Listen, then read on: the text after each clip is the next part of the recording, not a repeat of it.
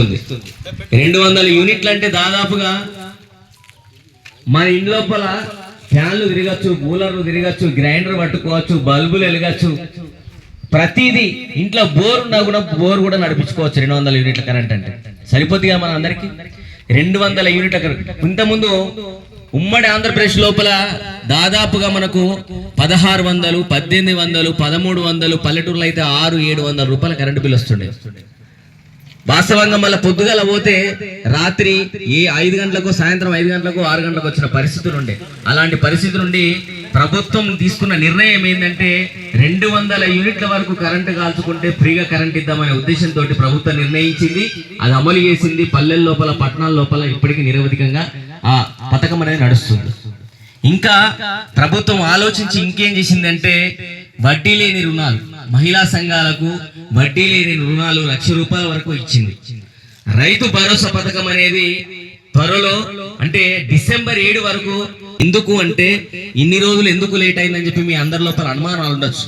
అంటే సాగు లేని భూమి అంటే రాళ్ళు రప్పలతో కూడిన భూములు ఉంటాయి, కొన్ని గుట్ట ప్రాంతాల నుండి సాగు లేని భూములు ఉంటాయి.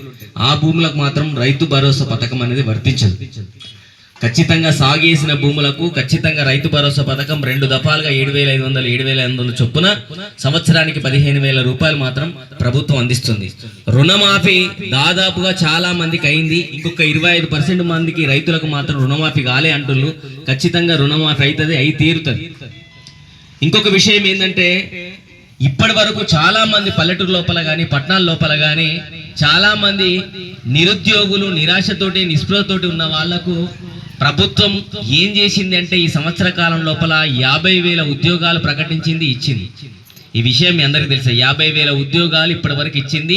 ఇంకా 1,00,000 ఉద్యోగాలకు కార్యాచరణ రూపొందించి 1,00,000 ఉద్యోగాలు బీఈడీ చేసి, పీజీలు చేసి, ఏదో ప్రైవేట్ కళాశాల లోపల ప్రైవేట్గా పనిచేసే వాళ్ళందరి కోసం, వాళ్ళందరూ నిరాశ నిస్పృహతో ఉండొద్దు, చీకటి లోపల ఉండొద్దు, వారికి కూడా కొత్త వెలుగునివ్వాలి, వారి జీవితాల లోపల కూడా వెలుగులు పూయించాలనే ఉద్దేశంతో ప్రభుత్వం ఆలోచించి ఇంకా 1,00,000 ఉద్యోగాలు ఇస్తుంది. ఇప్పటి వరకు 50,000 ఉద్యోగాలు సంవత్సర కాలం లోపల ఇచ్చింది. ఇంకా చాలా మంది ఏంటంటే ఆటల లోపల, జిల్లా స్థాయి లోపల, రాష్ట్ర స్థాయి లోపల వెలుగొందిన వాళ్ళు పల్లెటూరు లోపల కానీ, పట్టణం లోపల కానీ వాళ్ళందరూ వాస్తవంగా ప్రోత్సాహం కరువై ఇంటి పట్టునే ఉంటున్నారు. అంటే కబడ్డీ చాలా బాగా ఆడే వాళ్ళు ఉన్నారు, ఖోఖో ఆడే వాళ్ళు ఉన్నారు. వాళ్ళందరూ రాష్ట్ర స్థాయి దాకా వెళ్ళి కూడా వట్టిగానే ఉన్న వాళ్ళందరికీ ఏం చేస్తుందంటే ప్రభుత్వం క్రీడా యూనివర్సిటీ పెట్టి వాళ్ళని ప్రోత్సహించి వాళ్ళు జిల్లా స్థాయి, రాష్ట్ర స్థాయి కాకుండా అంతర్జాతీయ స్థాయి లోపల గొప్పగా ఎదగాలనే ఉద్దేశంతో వాళ్ళందరి కోసం క్రీడా యూనివర్సిటీ కట్టి ఖచ్చితంగా క్రీడల లోపల ప్రోత్సహించి వాళ్లకు ఖచ్చితంగా అన్ని రంగాల లోపల అంటే వాళ్ళ ఆటల లోపల ఖచ్చితంగా మెరుగైన తర్ఫీదునిచ్చి వాళ్ళు రాష్ట్ర స్థాయి లోపల గొప్పగా ఉండే విధంగా వాళ్ళందరి కోసం ప్రణాళిక రూపొందిస్తుంది ప్రభుత్వం. కాబట్టి ప్రభుత్వం మనకి ఏం చేసింది అని ఆలోచించకుండా ఇంకా ఏం చేయబోతుందో ఒకసారి ఆలోచించండి. 6 గ్యారంటీలు అమలైపోయినాయి, ఇంకా మిగిలినవి కూడా ఖచ్చితంగా రాబోతున్నాయి. కొత్త కొత్త పథకాలు వస్తాయి. ప్రభుత్వం ఇంకొక పథకం కూడా మొన్న వేములవాడకు వచ్చిండు మన ముఖ్యమంత్రి గారు. ఏం చేసిండంటే గల్ఫ్ బాధితులు ఎవరైతే ఉన్నారో వాళ్లకు 5 లక్షల రూపాయలు, అంటే గల్ఫ్ బాట బట్టి ఉపాధి కరువై, గల్ఫ్ బాట బట్టి భార్యా పిల్లలకు, తల్లిదండ్రులకు దూరం అయిపోయి నిర్వేదంతో అంటే వాళ్ళు ఏం చేయాలో దిక్కుతోచని పరిస్థితి, ఏజెంట్ చేతి లోపల మోసపోయి పని లేక పూట గడవక అక్కడ గడిపి ఇక్కడికి వచ్చి జీవితాన్ని చిన్నాభిన్నం చేసుకున్న గల్ఫ్ బాధితుల కోసం ప్రతి కుటుంబానికి, గల్ఫ్ లోపల జీవితాన్ని కోల్పోయిన ప్రతి కుటుంబానికి 5 లక్షల రూపాయలు ఇవ్వబోతుంది. కాబట్టి ఇవన్నీ మనందరి కోసం, పేదల కోసం, పేదలు గొప్పగా ఉండాలి, పేదల యొక్క జీవితాల లోపల వెలుగులు రావాలి, వాళ్ళ జీవితాల మార్పు రావాలనే ఉద్దేశంతో ఇవన్నీ పథకాలన్నిటి తీసుకొచ్చింది. కాబట్టి ప్రజాపాలన లోపల మన విజయోత్సవాల్లో భాగంగా మన గ్రామానికి వచ్చిన దీనికి సహకరించిన పెద్దలందరికీ ప్రతి ఒక్కరికి పేరు పేరున కృతజ్ఞతలు తెలుపుతున్నాం. ఈ కార్యక్రమం లోపల ముందుగా పలిగి రాజేందర్ గలం లోపల ఒక మంచి పాట విందాం.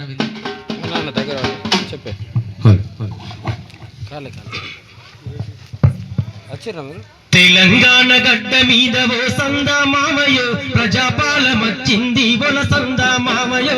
తెలంగాణ గడ్డ మీద ఓ సందా మామయో, ప్రజాపాలన వచ్చింది ఓల సందా మామయో. ఇందిరమ్మ రాజ్యములో ఓ సందా మామయో, నందిలేని బతుకునిచ్చే ఓల సందా మామయో.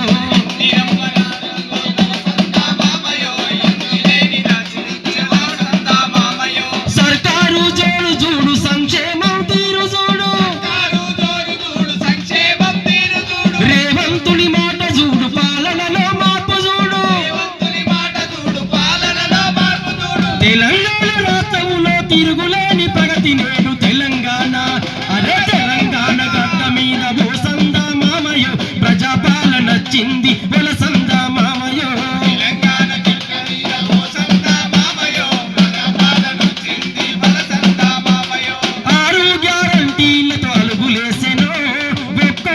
తీర్చగా ముందుకొచ్చెను ఒక్కొక్కటి తీర్చగా ముందుకొచ్చెను ఒక్కొక్కటి తీర్చగా ముందుకొచ్చెను ఇచ్చిన మాట తప్పక చేసి చూపెను ప్రజల మనసు గెలిసినట్టి పాలనొచ్చెను ప్రజల మనసు గెలిచినట్టి పాలనొచ్చెను ప్రజల మనసు గెలిచినట్టి పాలనొచ్చెను అవినీతికి తావులేని అధికారం చూపంగా అధికారం రూపంగా అవినీతికి తావులేని అధికారం చూపంగా నీతికి తావులేని అధికారం రూపంగా అన్ని వర్గాల ప్రజల మనసు గెలిచినాదమ్మ తెలంగాణ అరే తెలంగాణ తెలంగాణ గడ్డ మీద వలసంద మామయో ప్రజాపాలనొచ్చినాది వలసంద మామయో ఇందిరమ్మ రాజ్యములో ఓ సంద మామయో రందిలేని బ్రతుకునిచ్చే వలసంద మామయో